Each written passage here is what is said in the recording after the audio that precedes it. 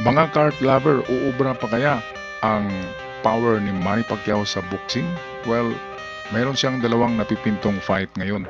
Sa Nobyembre nitong taon na ito ay mayroon siyang fight between the WBC welterweight champion si Mario Barrios ng Amerika, isang Aztec, isang Meksikano.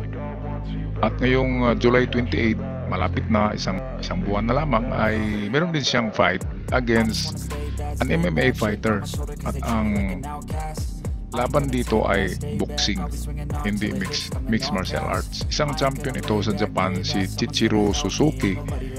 Magaling din at batang-bata pa. Kaya ito, atin muna panoorin ang balitang ito galing sa Enquirer TV. Boxing great Manny Pacquiao says he is in negotiations to make a comeback, but cautions that a potential world title fight against Mario Barrios was far away. Pacquiao says he was in talks to face the American Barrios for the WBC welterweight world title. He points out that potential fight may happen by November or December. Meanwhile, Pacquiao has signed up to fight a 3-round exhibition bout against Japanese mixed martial artist Chihiro Suzuki next month in Saitama, Japan. Ito ang maganda, itong mixed martial artist kasi exhibition fight ito. At medyo may kayabangan din itong Hapon na ito, si Chichiro Suzuki. Pero magaling din yan, maraming tinalo yan sa MMA, sa UFC. Kaya ito'y tinatawag na fight of the ages. Kung alam niyo yung fight ni Mike Tyson, ngayong July din yun. July na buwan, Tyson versus yung mayabang na vlogger si Jake Paul. Ang edad naman, ang gap nila ay 30 years. Dito naman ang gap lang nila ay nasa mga 20. Kaya fight of all ages ito. Matanda versus bata. Tingnan natin kung sino ang magaling, ang matanda o ang bata. Kaya magandang abangan ito na super fight. Pacquiao will fight Suzuki on July 28 in a 68kg boxing match, 3 rounds at 3 minutes each, with no judge's decision.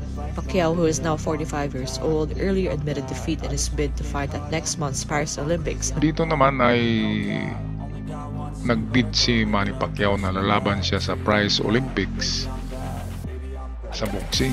Kaya nga lang ang edad niya ay sumobra na. 40 years old lamang ang kukunin na mga edad ng boxer sa Olympics. At si Manny Pacquiao ay nasa 45 na, kaya hindi siya pwede dito. At lalong hindi pwede kasi professional, legend, at 8th division champion. Sino bang magpag-boxing dyan na amateur, di ba? Kawawa. Kaya hindi pwede si Manny dito. Ang maganda, itong fight niya kay Mario Barrios, malapit na yan, ngayong Nobyembre lang ito. Ito si Mario Barrios, isang Aztec, isang Meksikano na nariyan sa Amerika, welterweight champion. At itong si Chichiro Suzuki, maganda rin ito kasi malakas din yan. Ayan, kaya nga lang boxing ang paglabanan. Kaya siguradong tulog ito kay Manny Pacquiao. Ito ang abangan natin ngayong Nobyembre. Manny Pacquiao versus Chichiro Suzuki. Boxing, hindi MMA ang paglabanan.